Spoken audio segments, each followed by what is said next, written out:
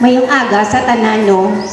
Sa pagkabaloya sang mga tawo, hindi na ko di connected sa barangay kay ginpahalin ako ni Kapitan. Pero sa ako niya, ari pa ko sa barangay kay hindi legal ang pagpahalin sa akon. Kay sa akon niya nahibalan, ara na iya sa layi, nga basta wala ka lang sang may ginahimo, kag intsakto lang ya ang imo ginaobra, hindi ka mapahalin sang Kapitan. Pwede ma-explicar mo kap sa mga tao, ma-explain mo sa ila kung nga ginpahalin mo ako sa barangay Balari. Dali lang gid. Hindi tani pagparke gusto ko lang i-clear man. Actually, amo ni Merlinda may pamangkot lang ko. Why ka may ginhatag or may ginbaton nga termination letter from the barangay council signed the barangay kapitan kag sa aton mga. So hindi ka man kurugin pahalin. Okay, matag ato na atong ihatag ta barangay secretary, ihatag ta kay kapitan, ang imo ya record kapitan, pwede ko lang na makita man dayon. Okay. Sa liwat, may umaga. Inisya, ikaw kapitan, mamuyayaw ka sa damo tao? Iskali, ikaw man siguro nga, ano ang respeto mo? Inibla nga, pagdaog ko, ngayo ka galing mulig, pa ano ta kadayon. Amulo na ako, kapitan, abi, ikaw ulit, ibuyawan na ka sa kadamo tao. Kako ka nga, kapitan. Kaya ako man sa imo ng appointed, ako nga mapalin. May right ako na. Kani matungkol ang council, kaya ano na ko na sa DID, na konseyo. Okay, bali ako na niyo. Ang sa aton, di bali, ang due process na lang. According sa kay kapitan, amo lang ginapangitagan ni respeto. Kaya ang tanan bala nga problema istoryan, may solusyon gina. Amo ni gani ato niya bala barangay, ato ni tanan. That's why ngari ko di gani para ni sa aton tanan nga ma-clear di tanan nga mga issue. Hindi na permi may focus ni istorya sa piyak, pagwa lain. So ang gwa inaway. So pwede na namon makita sa aton nga barangay secretary ang termination letter from barangay kapitan nga ginpas sa DLG. Kagabi actually ako yung nakabalo nga may barangay assembly sang kagapon lang sang aga nga nagambal si John Vic sa kagawa John Vic nga may barangay assembly. So hindi ko makontak si Mr. Abilio ang aton nga DILG in charge dito sa Silay nga matentani diri subungod to makatagman sang iya nga statement. So ari ang sulat. Dali okay ho. Hindi, ikaw being ka-process ka lang signed by the kapitan. So, bali ang may office of the barangay, puno barangay. So, ipabasa ta sa atong barangay sekretarya ang pag-terminate sa aton BRK signed by the purong barangay. So, barangay sekretary ka, ikaw na nag-type, ikaw pa yung basa. Amayang aga sa tanan. Para clear ang tanan bala. Nang sang nag-order kay wala ko natabuan mo sang paggamo sang amon BRK kag sang punong barangay. So ako ya bilang sekretarya ginsugo sang punong barangay nga maghimo sang ginatawag nga termination letter. So sa tungod man nga siyempre ululupod kami sa barangay nang wala ko anay nagpati kay Kap. Anong tawag nito? Inquire ko anay about sa legalities. So naglakat ko sa DILG. Kay primero, ang akon nga pagkahibalo bilang primero pa lang nga sekretarya sang barangay nang himuan siya sang resolution para for revocation of appointment and replacement. So ang natabo, ang amon mga kagawad hindi magpirma. Kay isa kan isa, may ano man sila mo may rason. So ang akong ginhimo, nangita naman ko nang mapamangkot ko bala kung ano gid ang legal nga basihan nga paano makaterminate ang isa ka punong barangay. So nagkadto ko sa primero sa kay Kap Judith, ang Liga President sang mga barangay. Ti ang hambal is basta wala na sang tiwala ang punong barangay, pwede na siya makapahalin. Pagkatapos, wala pagid ko na kontento, nagkadto ko kay Sir Abelio, nag-usik ko chimpo, kay hindi ko gusto man nga, nang para fair man sa tanan, nang ginhambalan ko ni Sir Abelio nga bisan wala na resolution, pwede si Kap makapahalin. Basta wala na sasang tiwala sa isa sa amon nga appointed employee sa barangay. Bisan wala na sang resolution nga ginatawag. Tungod nga ang ano tawag nito gani? Ang BRK, mga utilities nang wala ni sila inform sang legislative. Bali job order lang niya. So amo na siya ang reason sa ako ni Sir Abelio. So nag-ano kami, nag-istoryahanay sang May 8. Amo to dayon nga silinga dayon wala problema, pwede gid mapahalin ni punong barangay. So wala ko mahimo kundi maghimo ko sang termination letter. So ari di subong. Oo. Ipa-receive pa ni nakon sa BRK. Memo to Maria Merlinda Havillana, Barangay Record Keeper, Barangay Balaring Silay City, from PB Carmelo Millena, Punong Barangay, Barangay Balaring, termination of service. I hereby notify your end that effective May 2, 2012, you are terminated from office from loss of trust and confidence in you. I therefore executing this order to terminate you from office as your punong barangay than the second day of May 2012. Nang naghambal si Sir nga mahatag ko ni sign Carmelo Millena punong barangay. Bali mahatag ko ni sang kopya sa atong na BRK.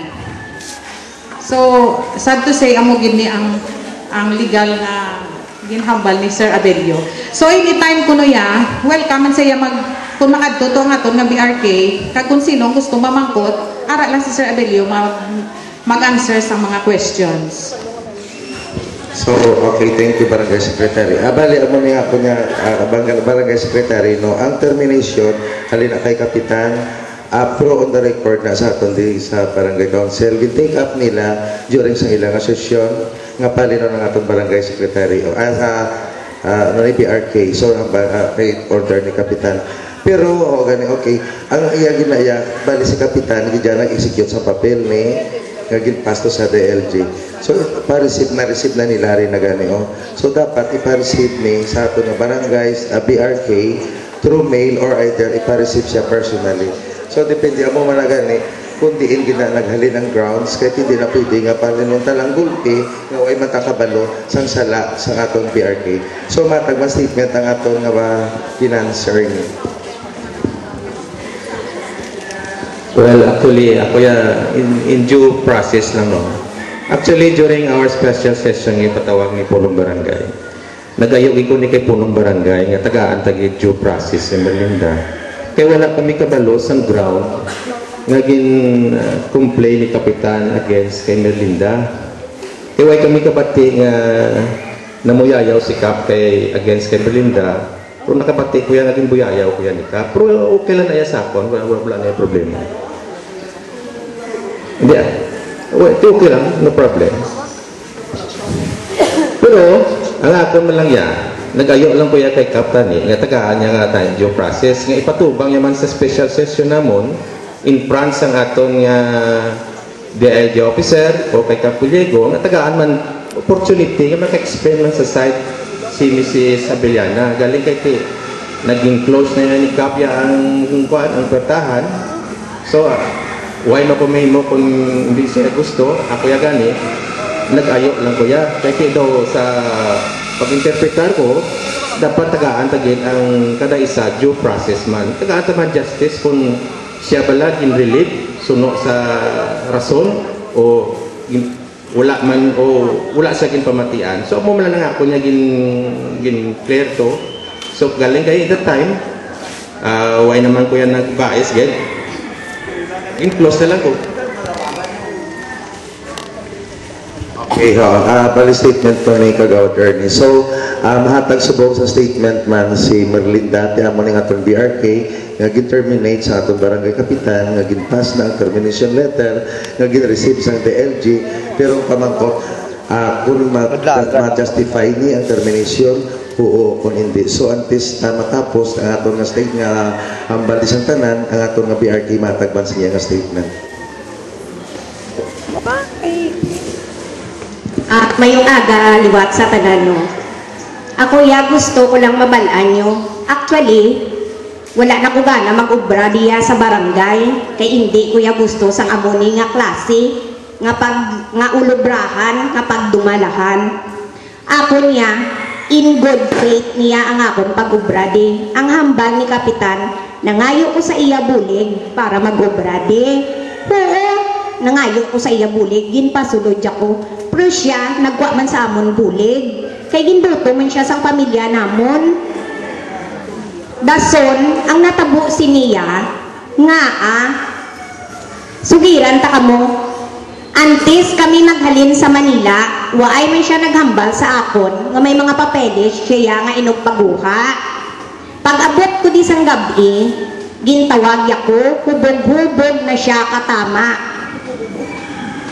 Ang hambal ya sa akon, may linda, pagwaan na ang 20 mil, kay kinahanglanon ko na buwas. Namangkot ko sa iya, ano nga 20 mil kap? Siling niya ang akon. Siling ko, ano to ang 20 mil to kap? Sino to nag-process? Siling niya, pagwaan na kay kinahanglanon ko na buwas, kay kung hindi mo na mapagwa ang 20 mil, pahalinon takam mo. Ginkantuan ko si Shobi, ling ko Shob.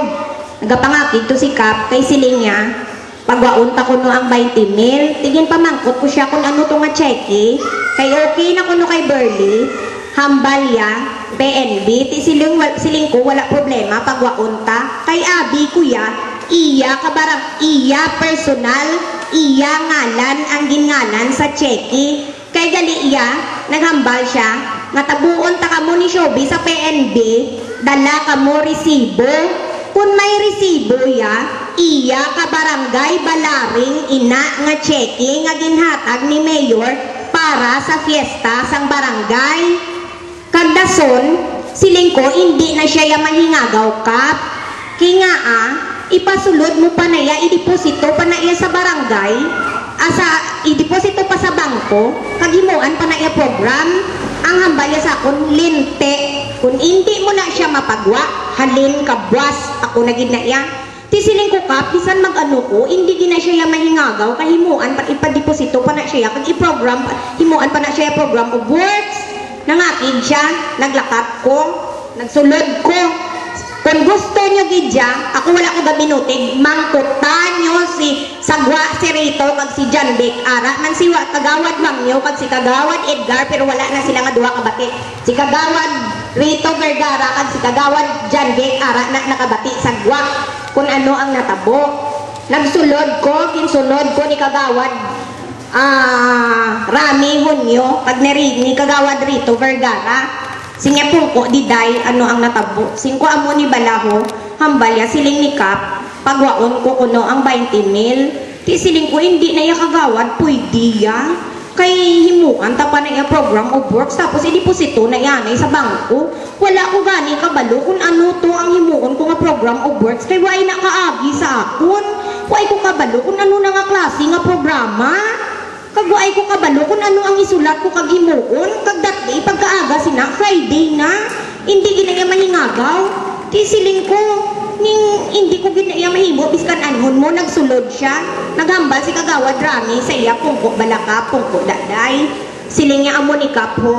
Ang amon ginhimo sa 20 mil nga ginhatag man ni Mayor para sa Paraw Rigata, ginpari discount nila kay kinahanglanon ginila ang kwarta mo para galastohon pakaon to sa Paraw kag ibang hatag prices kag sa tanan-tanan nga mga labor to kag ano tiginambalan ko siya siling ko kap ning amo ni bala ang ginhatag ang siling ko amo ni balang ginhambal ni Kagawad Wangyo kag ni Kagawad Ernie galing kay kung nabatian niya ngala ni Kagawad Ernie garibot sa dason tinangakig na gid sa sakon linte kambalyang lente hindi mo na gani mapagwa-waay ka na buwas ginhambalan ko siya kuno nga gago mangkutan nyo lang si Kagawad Ara Kagawad Rito kag kagawad Janbe kung ginhambalan ko si Kapitan Gago.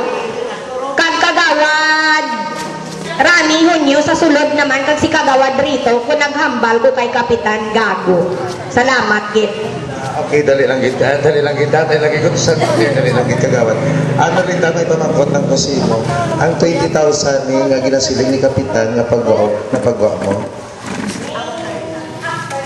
O napagawa mo. Para sa ano to? Ari-ari. Personal nga tag ni Mayor pero himuan program kay nga ngalan to ka barangay Balaring. Nilagay ko tumaklita niya. Ang kwarta ni pala nga ginahatag sa barangay, hindi ni para lang niya sa isa katao, para ni sa atin. That's why, ang cheque ginanay sa under barangay Balaring. So, kung may ginatag kay Kapitan na personal, iyan na iya. Kung ang ngalan sa cheque, barangay Balaring, iyan na sa bilog nga barangay Balaring. So, gusto ko lang i-clear, pamangkuton talang si Kapitan, sa statement niya, against man to sa statement, ni dito ni Merlinda nga ginhambal na tabo sa amotong atay. Kapsa sa na natabo atay?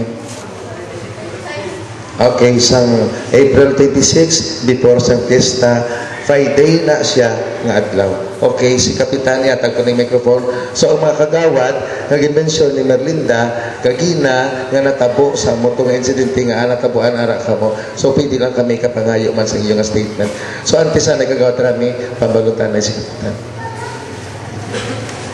Ini ang 20,000 na nagsaka ko na to kay Mayor na para Mayor may galastungon ako sa pista kay tungod sa kadamo sang akong bisita. Ang una ganito nga ginano namon 120,000 kay para tanan sila nga mga council ko makaabil man tani ti na ano ni Mayor tanan nga barangay ya 20 lang miloy matag ko sa imo. Amo na ang ano yan. Lang 20,000 para mandali na. Kaya ito kami sa Manila. Nagtawag si Berley sa ako niya, okay na. Pag abot sa tresurera mo, madala ka na sa UR sa barangay para ma-release sa tresurer. Ang akong to yung na ano sa iya ang libon payroll sa makawili sa putbok to nga paubra silin ko kay ang tao balik-balik sang antes maglakat to naimuan niya na gani sang programa work mo ato ang 5 katao sa sitio makawili di pinangita ko ang libon piro sa tagtuli sila 5 sila daw bila to 2,400. Mo to ang ginawa ano ko siya iko Merlinda iya sa kasugon muna kaya para man ianda sa mga tao amo na kayo sa kwan ano ko nga ano siya wala tayo labot yung nakita ko 20 kaya 20 okay na yan mo nagtawag si Berley sa akong diyang ari na di kaya dito ko yung tagi sa ligam para may si kaso ang ako na yung ako niya, ang 1,000 payroll. Puto yung, wala ko ito, sa 20, kaya ara na yan mo. Ang Kapitan rin, intindihan nyo, ang kinaklaim ka ginaya ni Merlinda, ang 20,000, basi hindi lang kamo ito nag-intindihan ay tungod sa sound system nga pwerte kagahod. So, panatian ko ni Kapitan, sang 20, ni Merlinda, sang 2,400 is 20,000, sakto na? Ay, hindi gigali. So, 20,000 gitya.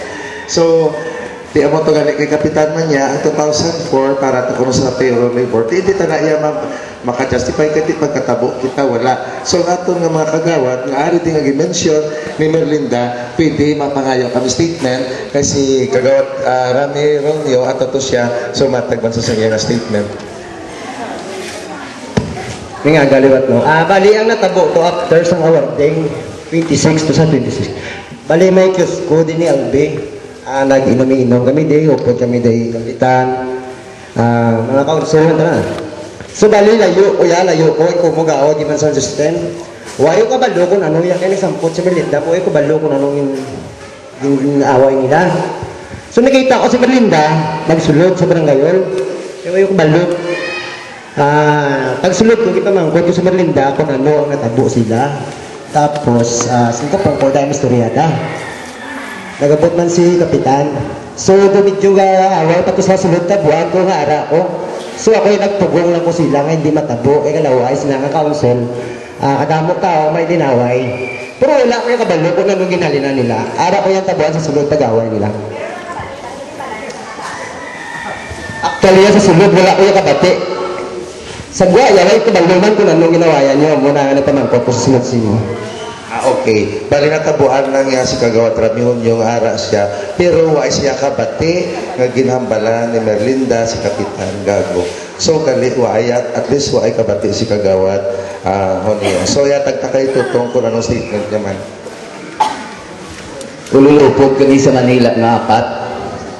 Ang tresurera, ang BRK, kag ang punong barangay. Nag-una kami puli ni Kapitan, dungan kami flight sang April 25 gabi. Pagka 26 sa gabi nila may binayli. Sang hapon tanan kami nga kagawad gin-imbitar ni Kagawad Junbik sang iya nga birthday. Bali dito kami nag-inom kay Junbik. Si Kapitan nagkinit-anay na lang kami dire sang gabi. Pag-abot din namon sa pertahan, nagainom ni Kapitan, ginagta na kami minom. Siyempre, kung may kasadyahan, pista sa atong barangay, hindi manigang, hindi mag-inom-inom. Karon, si Merlinda nagpatulong halin dito pakatugiri. Nagapungko kami sa wala sang Albi Benitez lang ako. Sinugata ni Kapitan. Kumo, perti katulog sa sound system, hindi mahimo nga mag-istoryanay, nga mga pareho lang siya istoryanay, nga kahinay. Masinggitan na gid mga duwa. Sa nakita ko, ang actuation nila nga kung mo sinagab sa sinabtan na ginkadto ko. Kap na nung nakap, mula bing, pero dugay lang ko rin pa isay nila nga duwa. Kag doon ako yung pamangkot ni Merlinda, ako nakabati, kung nga naghambal siya sa kay Kapitan Gago, wala ko yung kabati.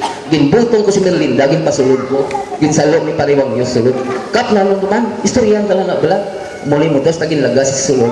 Wala na ko ito nagsulod. Thank you. So, thank you Kagawad Rito. So, si Kagawad Rito, ay man kabati. Basi ang naga-music to, bala tungod sa kagawad, tungod na kainong tao, or na ibang pada ng mga hambal sa tao, or sa microphone, pamatian ta na in. So, why man ko nung kabati si Kagawad Rito, nga nagambal si Merlinda, nga gago. Amo to ba sa ipikto sa 18,000 nga bayad sa sound system, per tigit katunog. So, pamatian tang subong statement ni Kagawad Jandik kung ano ang napatian niya sa time amo to.